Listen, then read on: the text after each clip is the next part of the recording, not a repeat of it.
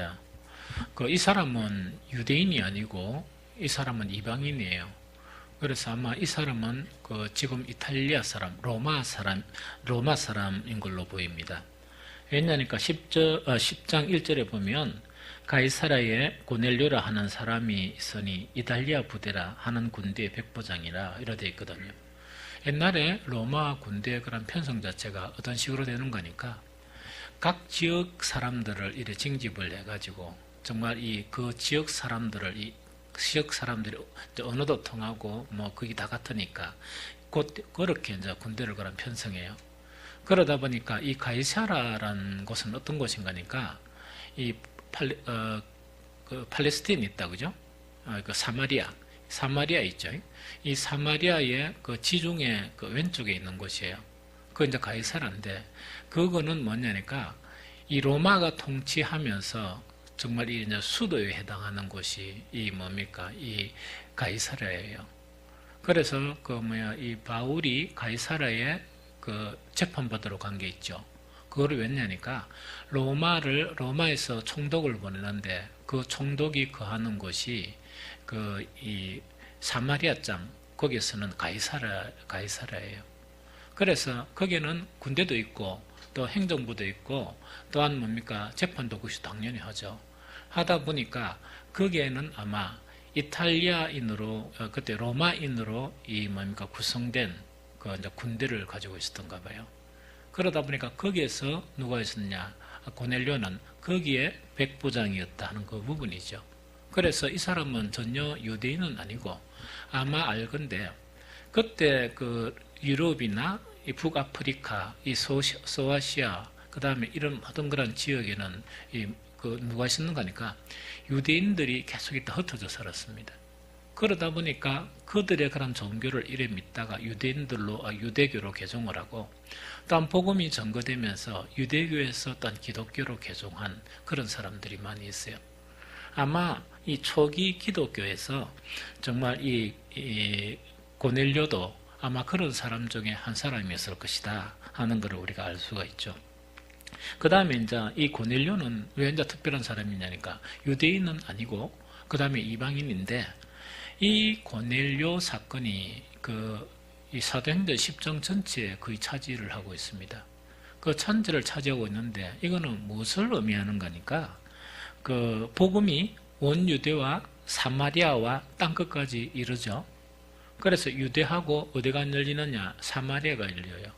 이 사마리아가 열리는데 즉 이방 사회로 복음이 전거되는데 첫 열매가 바로 누구냐? 고넬료예요. 그래서 고넬료는 대단한 사람이죠. 대단히 복받은 사람이에요. 아주 대단히 복받은 사람이 바로 이제 고넬료였다 하는 이야기죠. 그러면은 정말 이런 놀라운 그런 사건 속에, 그 역사 속에 성경에 딱 고넬료 이름이 나오면서 이 복음이 이제 전 세계로 향하는 첫 번째 그 사건이 사도행전 10장에서 이렇게 기록되고 있는데, 그때 이방인 고넬료 이름이 나오게 됩니다. 그러면은 이 고넬료는 왜 이렇게 큰 복을 누리느냐? 왜 이렇게 큰 이 복을 받게 되느냐 하는 이 이야기죠. 성경에서 이야기하는 것은 고넬료는 기도의 사람이었어요. 너무 대단하죠. 고넬료는 이 기도의 사람이었어요. 그래서 오늘 사도행전 10장을 이렇게 쭉 묵상을 하면서 우리가 고넬료의 그런 기도를 본받는 그런 귀한 밤이 되었으면 좋겠어요. 항상 제가 가끔씩 이야기하는 것은 뭐냐? 이 성경 자체는 거의 완전하거나 혹은 높은 수준의 그런 것들을 예로 많이 들어요. 그거는 뭐냐니까 당장 우리가 그렇게 안 돼도 절망할 필요가 없습니다. 절망할 필요가 없고 지금 우리가 하는 것에서 조금씩 그런 사람들의 모습을 닮아가는 것이 성숙이에요. 그래서 그런 의미로 우리가 받았으면 좋겠다 하는 이야기입니다. 그러면은 뭐냐니까 그 당시의 상사, 그 주변이 있죠. 그러니까 지금 우리 동아시아나 이런 우리나라나 이런 달리 이 당시에 그때 사람들은 기도란 것 자체는 아주 좀 습성으로 가지고 있었던 그런 사람들이에요.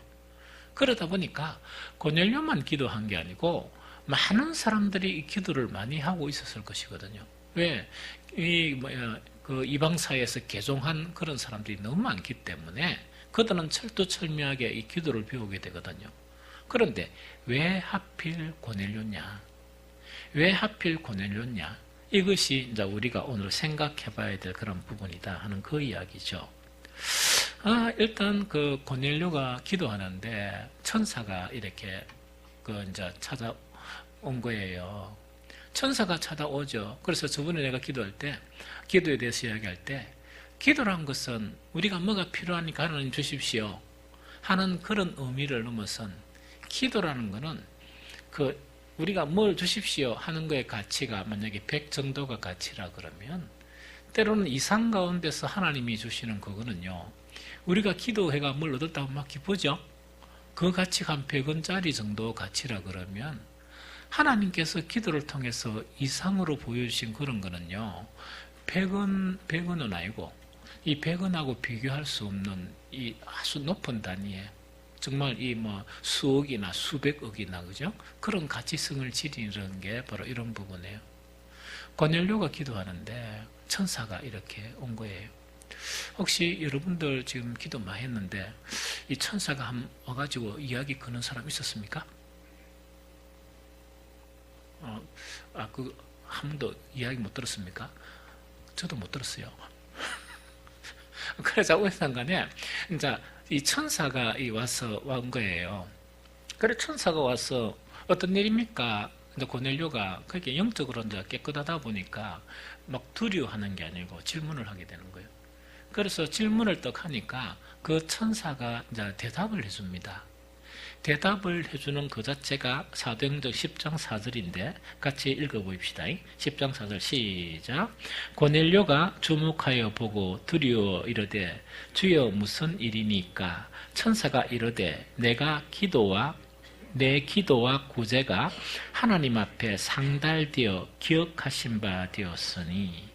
여기서요 우리가 그냥 턱 읽으면 그냥 슥 지나가 버려요. 지나가 버리는데 한 가지 눈여겨봐야 될 게 뭐냐니까 천사가 이르되 내 기도와 구제가 하나님 앞에 상달되어 기억하신 바 되었다 하는 이 이야기거든요. 그럼 이 이야기를 간단히 어떻게 풀이할 수 있는가 하니까 이런 이야기예요. 오늘 여러분들 프린트 내준 그 제목에 보면 하나님께 상달되는 기도가 오늘 주제 제목이에요. 고넬료 기도는 어떤 기도였냐? 하나님께 상달되는 그런 기도였다는 그걸 지금 이야기합니다. 이해가 되죠? 그럼 여기서 상달된다는 이 상달이라는 거 있죠? 이 상달이라는 거는 우리 요 상달을 풀어서 설명하면 위로 뭐 된다? 전달된다 이야기입니다. 우리 기도 자체가 허공에 막 이래 우리가 기도하면 허공에 맴돌거나 여기 성전 안에 이렇게 맴돌거나 이런 게 아니고 뚫고 어디로 간다고요? 위로 상달되는데 어디까지 상달된다? 하나님께까지 상달되는 기도가 바로 이런 이 고넬료의 그런 기도였다는 겁니다. 그래서 이것 자체는 헬라어도 똑같이 되어 있습니다. 아나바이노라 그래가지고 이거는 이 복합어예요.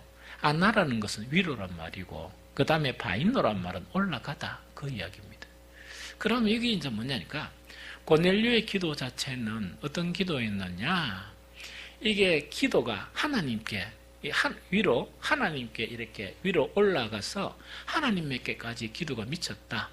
그 기도 도달했다 하는 그 자체가 바로 상달이라는 그 의미입니다. 즉, 그 기도가 허공에 맴돌지 않고 하나님께 올라가는 기도였다 하는 그 이야기입니다. 그런데 우리 이제 신약은 헬라어로 되어 있죠. 그러나 구약은 히브리어로 되어 있죠.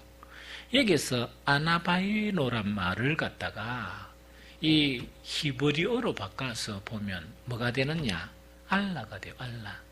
그럼 알라라는 것은 무엇을 이야기하는가? 번제 있죠. 번제. 제사를 지내는 번제가 알라예요. 이 참 신기하죠. 알라예요. 그럼 여러분들 대충 이제 생각이 되죠. 이 고넬료의 기도는 어째 된다고요? 정말 하나님께 제사가 되어서 누구에까지 미친다고? 이 하나님께까지 그것이 이 상달되는 그런 기도가 누구의 기도냐? 이 고넬료의 기도였어요. 저번에 일전에 다윗이 내 기도가 이래 됐으면 좋겠다 하는 그 시편 구절을 한번 제가 설교를 잠깐 했죠. 설교를 전체 한 게 아니고 인용을 했던가 하는 게 없다, 그죠? 그게 뭐냐니까 시편 141편 2절에 보면 141편 2절에 보면 이 다윗이 이렇게 이야기해요. 그래서 다윗은요 정말 이 뭐라노 영적으로 이 상상이 잘 안 되는 인물이에요. 막 공부하면 할수록 있다 아닙니까? 정말 이해가 잘 안 되는 그런 인물이에요. 이 다윗이 기도를 하면서 이 뭐라 하는 거니까 나의 기도가 주의 앞에 분향함 같이 되며 나의 손드는 것이 저녁 제사같이 되게 하소서 이야기입니다. 이걸 지금 이야기하거든요. 그러면은 이 기도 자체가 누구에게 이루어졌다고? 고넬료가 이 기도를 했다는 이야기 아닙니까? 즉 다윗은 뭐냐니까 내가 기도하는 것이 허공에 맴도는 것이 아니고 주님 앞에 옛날 성막을 생각하면 됩니다. 향을 피워나면 그 향이 막 올라가죠. 올라가는 그 형태가 하나님께서 받으시는, 그러고 하나님의 영광이 그 성막에 임하는 그거를 이야기하거든요. 그러면서 내 기도가 그냥 머물다가 끝나고 그냥 머물다가 끝나는 게 아니고 이 기도 자체가 분향 하나님께 드리는 향기같이. 그래서 요한계시록은 뭡니까?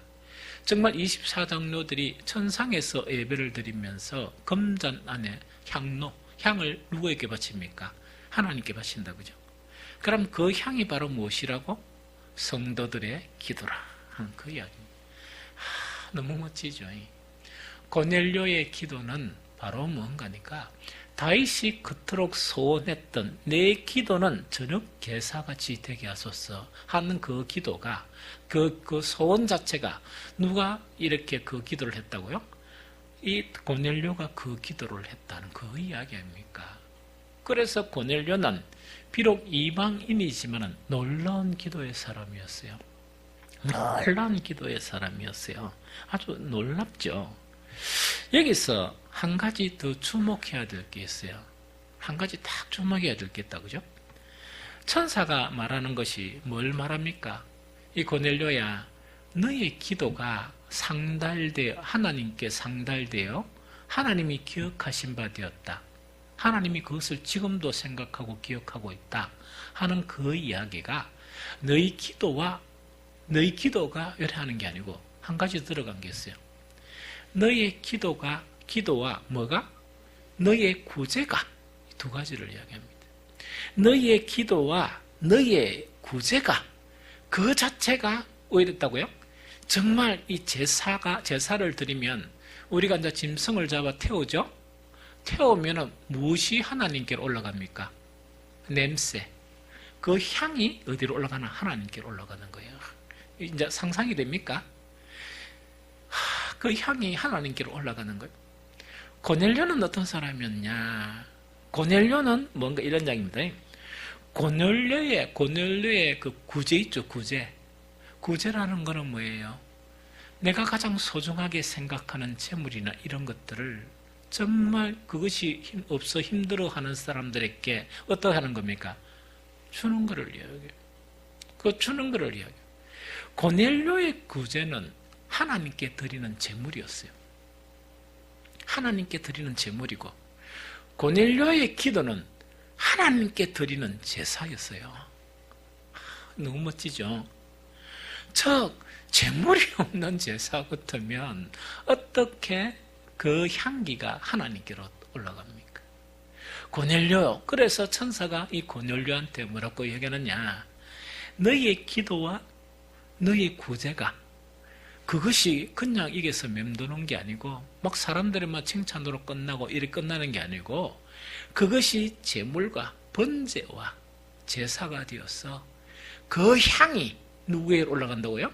하나님께로 올라가서 정말 24장로가 그걸 금쟁반에 탁 담아가지고 누구한테 올린다고요? 하나님께 올리는 그런 기도였다. 그거 지금 이야기하는 거예요.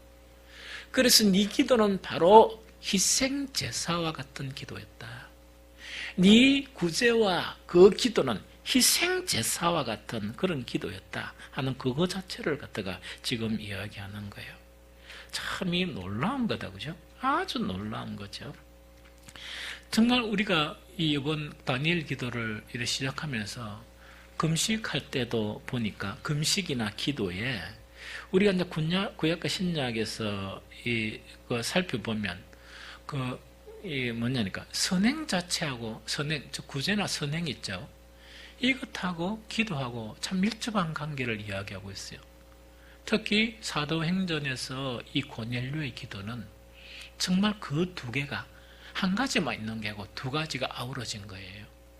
그래서 아무런 재물이 없는 제사만 있는 게 아니고 재물에 속하는 정말 선행을 하는 것.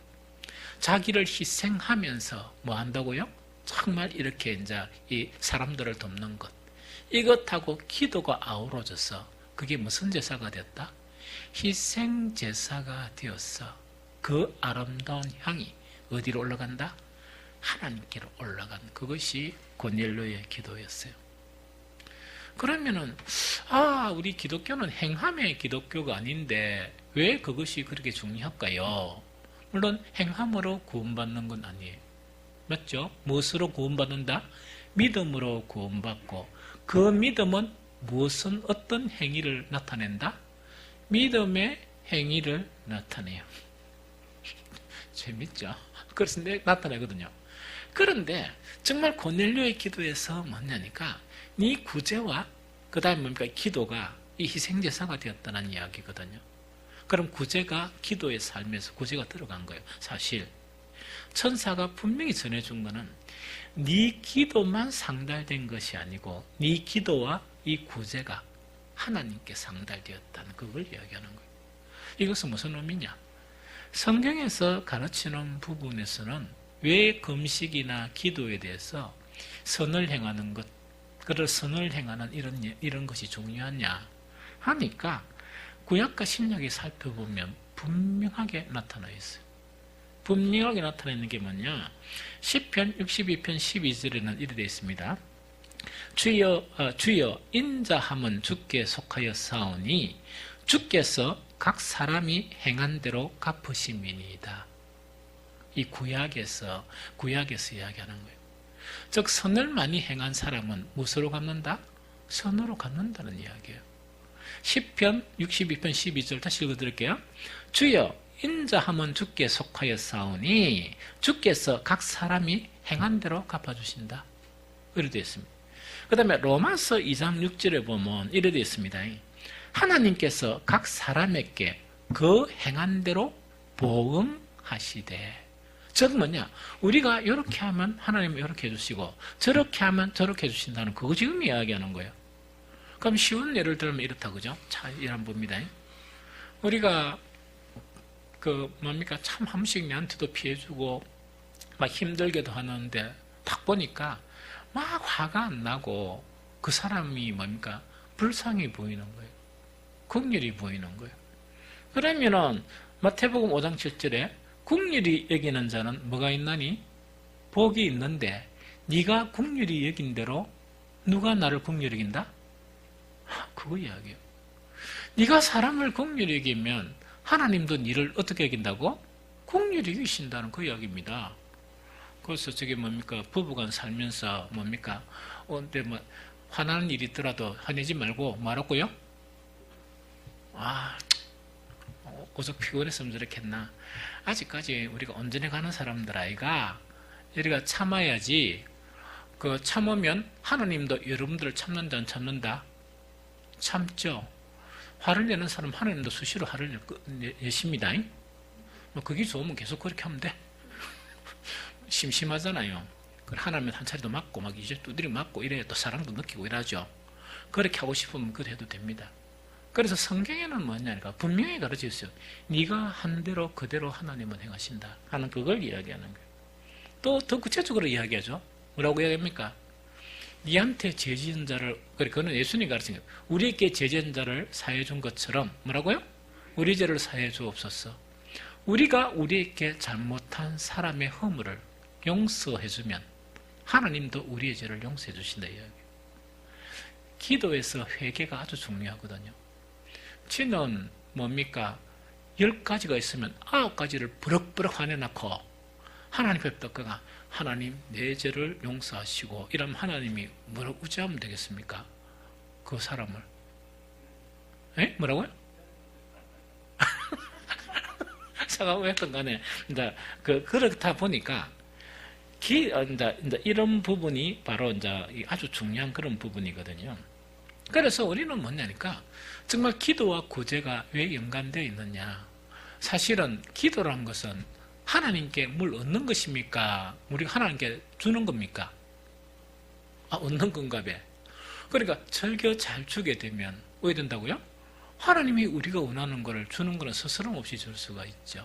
왜? 우리가 행한 대로 하는 거니까. 그래서 특별히 이 고넬료의 기도는 어떤 기도냐?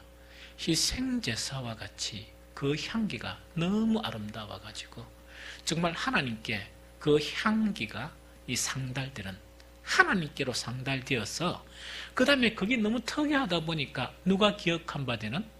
하나님이 다 기억을 하고 계신 거예요. 그거를 다 이렇게 기억을 하고 계신다 하는 그것이 이제 뭡니까? 이제 상달되는 거라는 기도예요. 그 다음에 상달되어 기억하신 바 되는 기도는 가장 중요한 거다, 그죠? 이 중요한 건데, 그러면 상달이 돼야 되잖아요? 그러면 여러분들 그 상달되는 거를 보면 이런 것도 아니에요? 어떻게 이제 상달되는 거니까 향이 되어서 이 상달이 되죠? 어떤 사람은 불을 조금 피웠다가 향기가 좀 나다가 꺼버려요. 그러면 그 향이 없어집니까? 이 상달이 되겠습니까? 없어집니다. 또 어떤 데는 막 질시간 많이 피웠다가 이 완전 1년 동안 한 번도 안 피하는 거예요. 이거를 이야기한다, 그죠? 그래서 상달되어서 기억하신 바 된다는 것은 뭘 의미하느냐? 그 사도행전 10장 2절에 보면 이 고넬료가 이 두 가지 있죠. 그 구제하고 그 다음에 기도 자체가 그냥 연례 행사처럼 그러면 1년에 한 번씩 있죠. 연말 되면 한 번 하고 하는 그게 아니고 뭐냐고요? 하나님께 항상 기도하더니 그 향을 끄지 않는 것처럼 늘 그 향기가 하나님께 향하는 것처럼 뭐라고요? 그 기도가 항상 이렇게 기도하는 그 기도였다는 그 부분이죠. 유대인의 기도는 하루에 3번 기도하는 거죠.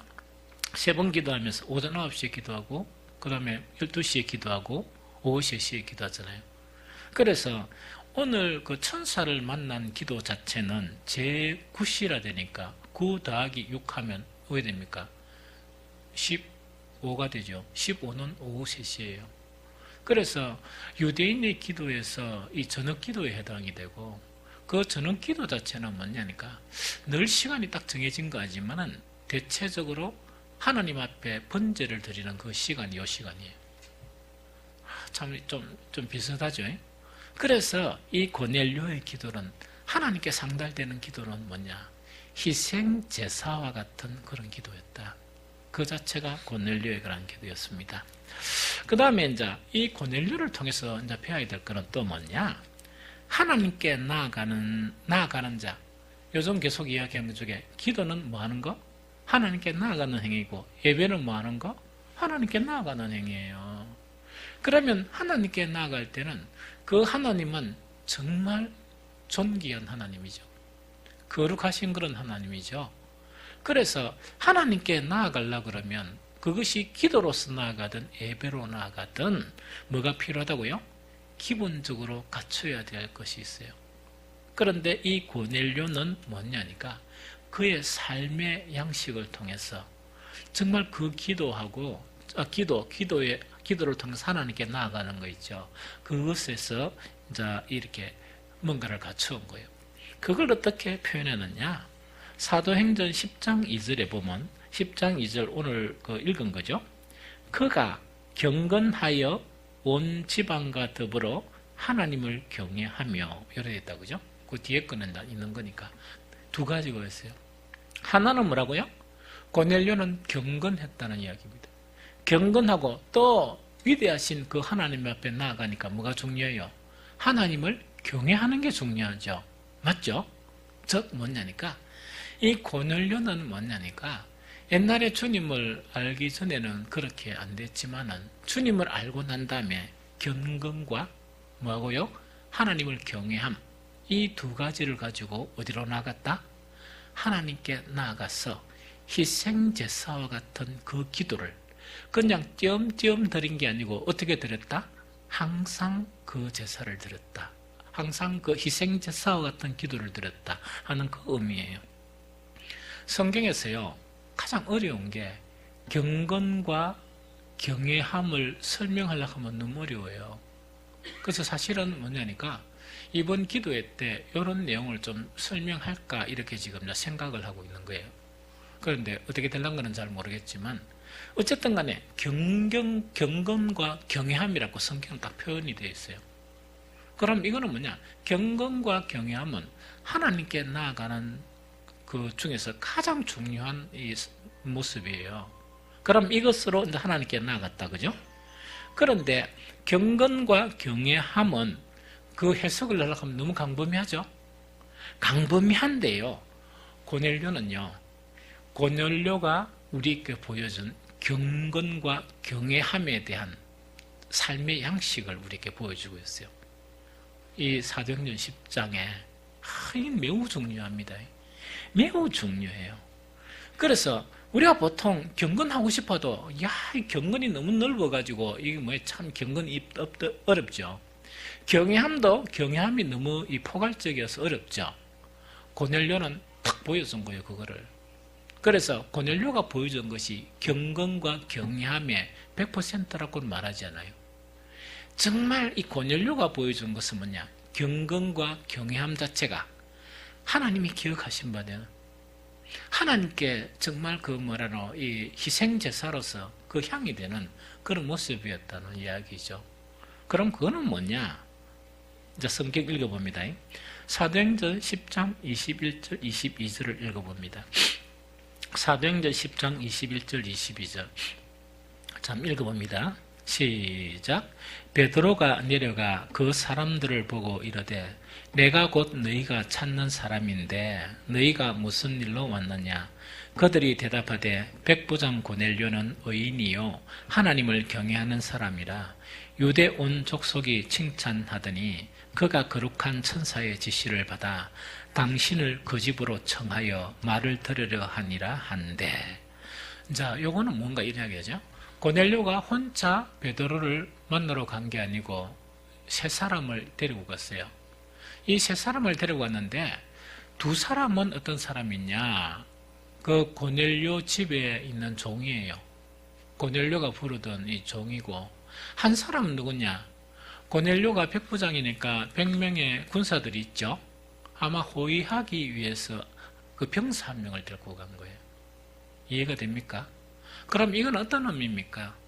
종이라는 거는, 종은 어디에 있을 때 고넬료를 봅니까? 집에서 생활하는 것을 보죠. 그러면 병사는 어디에 있을 때 봅니까? 직장 생활할 때 딱 보죠. 안팎에서 지켜보는 인물들이에요. 그래서 베드로가 왜 만나러 왔나 이를 딱 하니까 이 종 세 사람이, 병사 한 사람하고 종 한 사람이 뭡니까? 고넬료를 같이 설명하는 거예요. 고넬료를 소개하는 거예요.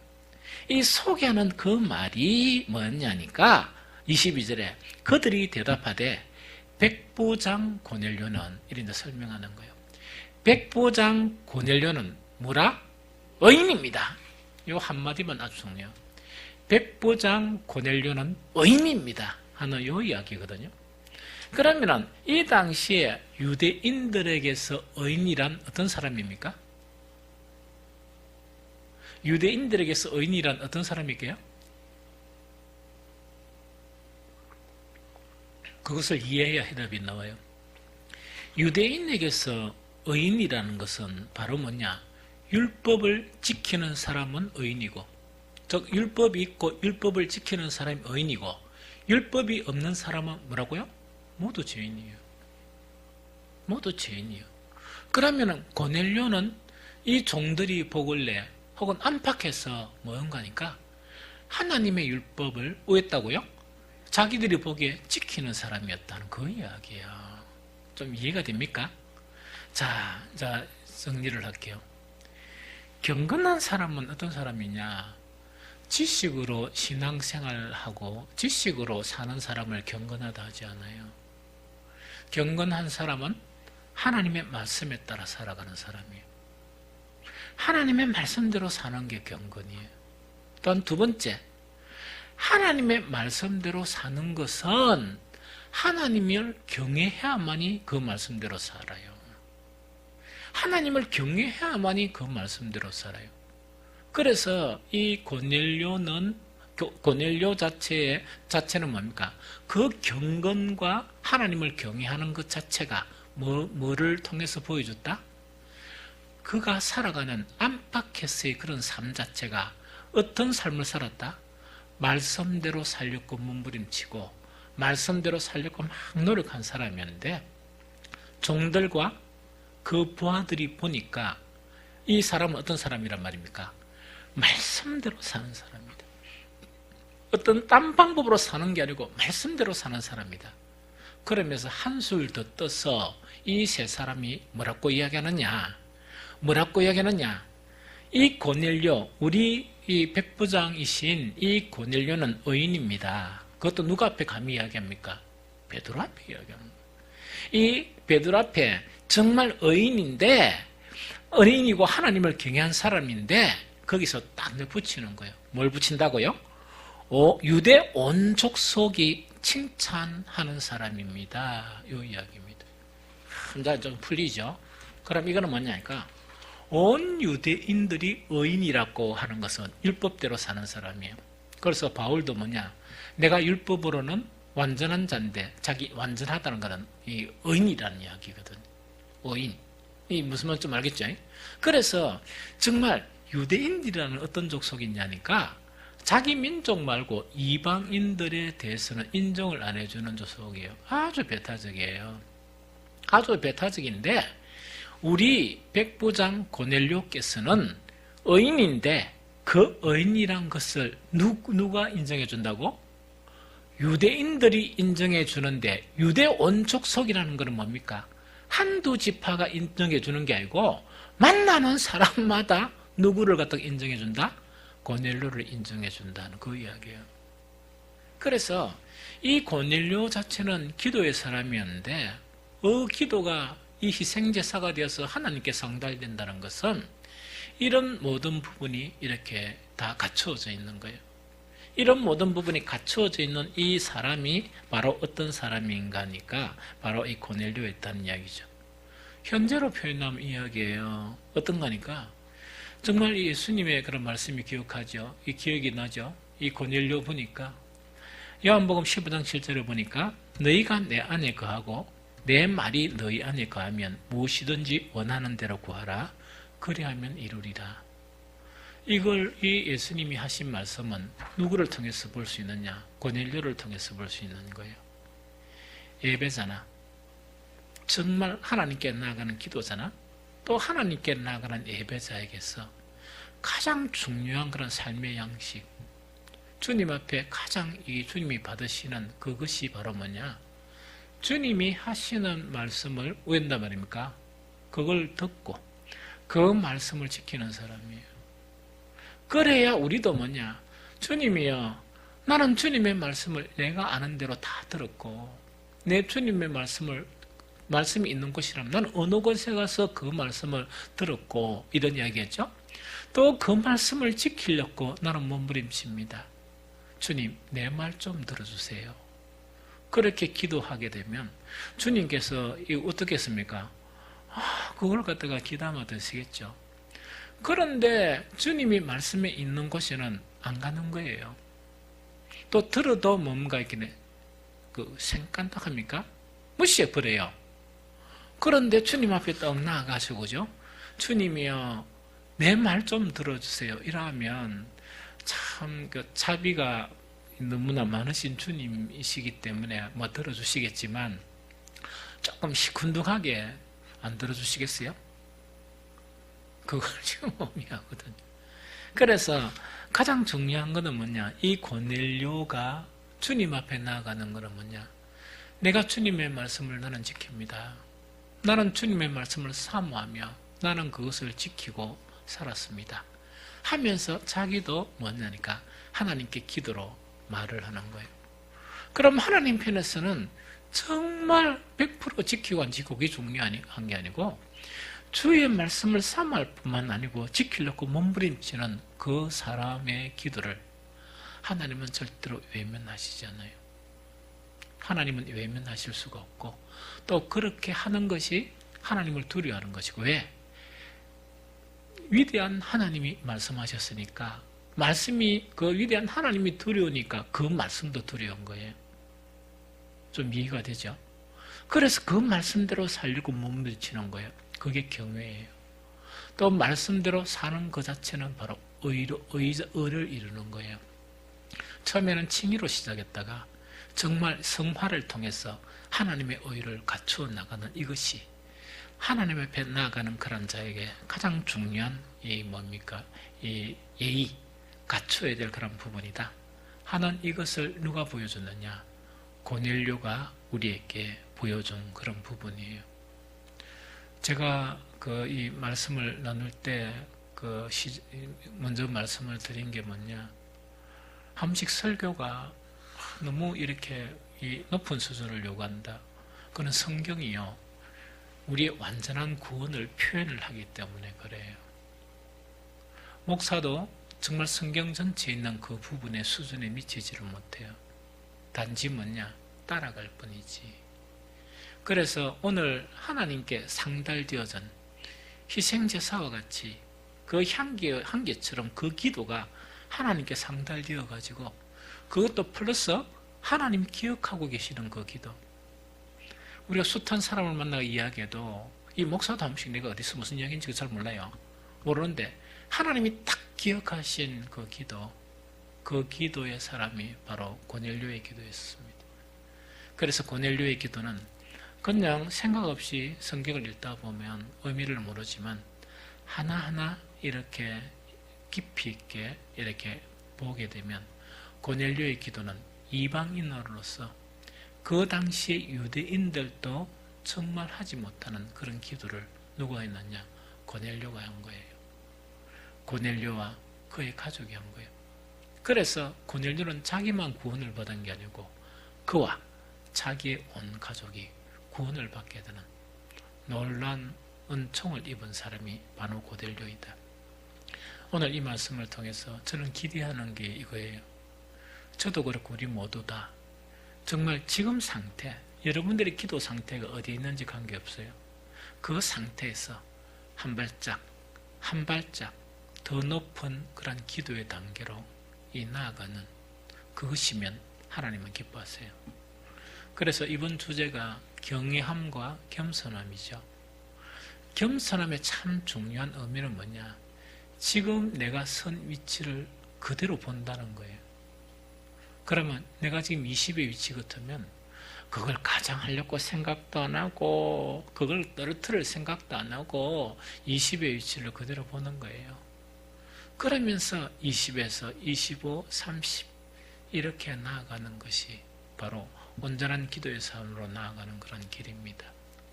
이런 은총이 저와 여러분들에게 나타나서 이번 이 한 해 동안 기도의 놀라운 진보를 이루는 그런 한 해가 되시기를 예수 그리스도 이름으로 축복합니다.